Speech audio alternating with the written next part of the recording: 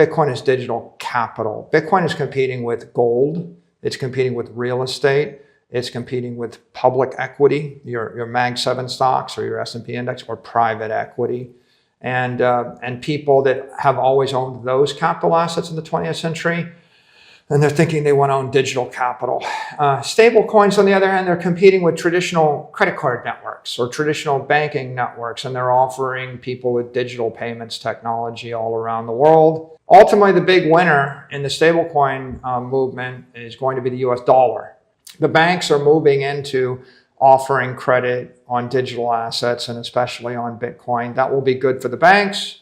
That will be good for Bitcoin. And Michael Saylor begins our conversation by highlighting the development of digital credit, which he believes will characterize the financial landscape of 2026. He believes that the most potent financial product ever developed is almost here. Imagine a basic savings account that yields far more than the 4% that standard money markets offer, 10%, or even more than the so-called risk-free rate by 800 basis points. Global demand for such a commodity would be tremendous rather than gradual, and that's where Bitcoin comes into play. According to Saylor, Bitcoin is the first real form of digital capital in history, not just another asset. Digital credit, a completely new financial system constructed on top of this digital wealth, naturally emerges as it matures. According to him, this new credit market has the potential to be 2 to 4 times bigger and more potent than the established credit markets we currently depend on. I think that generally public companies will start to buy more digital assets and hold more digital assets on their balance sheet. And I think that Bitcoin adoption is going to spread, and that will be good for Bitcoin and that will be good for those companies. I think the real story going forward is going to be digital credit.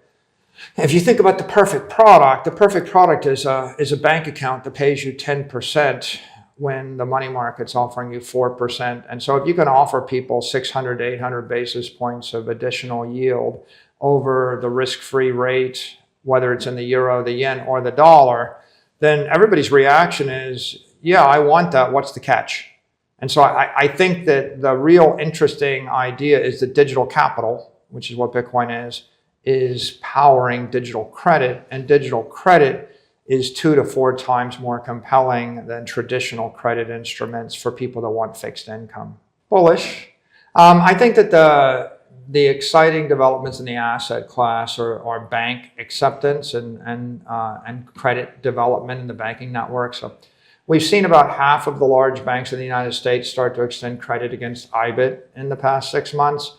And a number of banks like Charles Schwab and Citi have announced they're going to start to custody Bitcoin and extend credit against it. So I think that the real story in 26 is banker acceptance of Bitcoin, willingness to custody it, trade it, and extend credit against it. And that should catapult the asset class to new levels. Yeah, I think that the 4-year cycles are based on the Bitcoin halving, and the Bitcoin halving was really important for the first 12 years of the asset because we were cutting, the amount of Bitcoin that was being cut from the supply was very material, relevant relative to the demand in the market. But right now you're seeing days when Bitcoin trades 50 billion or $100 billion in a single day. The total amount of the halving and the next halving is going to be 225 Bitcoin. So 225 Bitcoin times even 100,000 coins, it's $20 million a day is the impact of the halving. And so $20 million isn't a first order impact on a $50 billion a day liquidity. It's not even a second order impact. It's probably a third order issue. The primary drivers of Bitcoin right now are the structural developments in the market. For example, if the banks extend $50 billion worth of credit, right, that dwarfs 20 million a day in the halving. And then when the SEC loosened the restrictions on derivatives trading on IBIT, the open interest in IBIT went from 10 billion to 50 billion in a few weeks. So you're talking about tens of billions of dollars of demand for the asset based upon the embrace of the traditional finance establishment.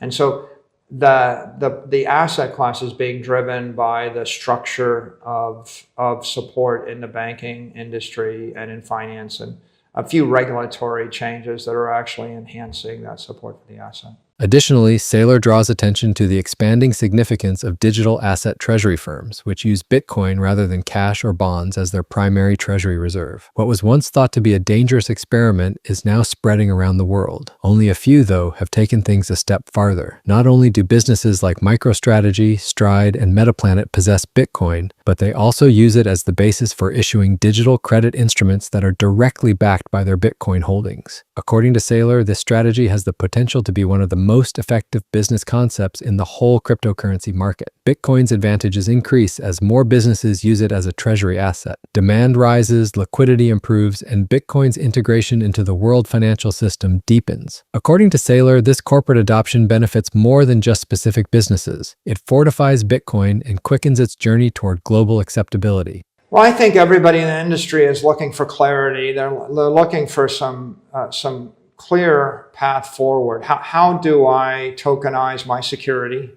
How do I tokenize a currency? How do I raise capital with crypto tokens? What kind of decentralized or digital finance can I engage in? What are the rules of the road? And I think that's what we're expecting to have resolved in the Clarity Act. JP Morgan announced that it plans to allow its institutional clients to use Bitcoin and Ether as collateral in secured loans. Is this something that Strategy might utilize, given you are in fact the largest corporate holder of Bitcoin? Our business model is to issue the credit. So we're selling public credit like STRC and STRD, STRF, and we've sold about $8 billion of that public credit. So we will issue billions, then tens of billions of dollars of public credit, and our Bitcoin is the collateral backing that credit. So that's our business. I think the formation of bank credit networks around Bitcoin is very auspicious. It's very good for the asset class. If banks would not give you a loan on real estate, your real estate values would be lower. And if banks were, I'm going to give a loan on a stock portfolio, then that would impair a lot of people that want to invest in stocks. The banks are moving into offering credit on digital assets and especially on Bitcoin. That will be good for the banks. That will be good for Bitcoin. And it's merely an acknowledgement that there's $2 trillion of wealth that is unbanked right now. And this is the banks beginning to move into this new asset class and provide banking services to the $2 trillion of holders. Now, you mentioned stablecoins. ARK Invest's Cathie Wood recently lowered her price target for Bitcoin, saying that in part, stablecoins are to blame because they're stealing some of Bitcoin's thunder. Do you agree with that assessment? And if that is in fact the case, that stablecoins are in fact gaining market share, what's the role for Bitcoin in the financial system? I think she's alluding to her enthusiasm for digital finance, which is about tokenizing currencies. But I think that there are separate opportunities. People that are excited about stable coins are focused upon payments technology. How do I move money at the speed of light, or how do I improve the Visa network or the MasterCard network or the traditional banking system using digital technology? The value proposition of Bitcoin is digital capital. It's someone that wants to store their value for the next 30 years. So if you think about it, you don't know of any billionaires that are going to sell everything they own to buy US dollars and put it in a safe. So you don't really have currency. Currency is the dollar competing with capital. Stable coins are digital currency. It's a different industry. Bitcoin is digital capital. Bitcoin is competing with gold. It's competing with real estate. It's competing with public equity, your Mag 7 stocks or your S&P index, or private equity. And people that have always owned those capital assets in the 20th century, and they're thinking they want to own digital capital. Stable coins, on the other hand, they're competing with traditional credit card networks or traditional banking networks, and they're offering people with digital payments technology all around the world. Ultimately, the big winner in the stablecoin movement is going to be the US dollar. Because what it means is that every foreigner will be able to use dollars instead of using pesos, bolivars, rubles, CNY, euros, any African currency, the rand, etc. So the dollar is the winner, the US is the winner. And then the technologists that enable and host those digital dollars, are going to be successful companies. Now, nobody's arguing that Bitcoin is going anywhere, but there is that argument that altcoins have no utility and might not stick around. And yet we're seeing all these spot altcoin ETFs arise here in the US. So is there a risk to Wall Street if the tides turn and things change? Also because we're seeing that's associated with altcoins as well arise here in the US. Well, there's thousands of ETFs and there's tens of thousands of public securities. As I was saying, the distinction here is there's a digital finance economy built around proof of stake networks and all of these altcoins. It's a very competitive business, but it's very exciting. A lot of people are interested in it. It's the networks and the exchanges you'll use to tokenize currencies, to tokenize brands, to launch meme coins, to tokenize securities. That's an evolving business. It's competitive. If you're invested in it, you need to be a sophisticated tech investor to understand it. And the future of that business will be largely determined and channeled by the resolution of the Clarity Act.